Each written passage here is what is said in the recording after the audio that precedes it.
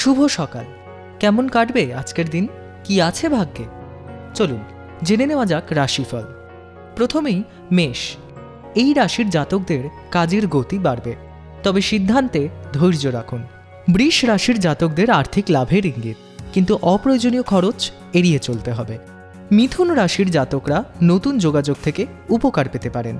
কর্কট রাশির জাতকদের পরিবারে সুখবর আসতে পারে, মন ভালো থাকবে।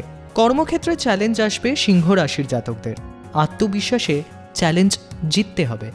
কন্যা রাশির জাতকদের আবার স্বাস্থ্যের দিকে নজর দিতে হবে, বিশ্রাম খুবই জরুরি। তুলা রাশির জাতকদের সম্পর্কের ক্ষেত্রে ইতিবাচক পরিবর্তন আসবে। গোপন কাজ সফল হতে পারে বৃশ্চিক রাশির। ভ্রমণ বা নতুন অভিজ্ঞতার সুযোগ পেতে পারেন ধনু রাশির জাতকরা।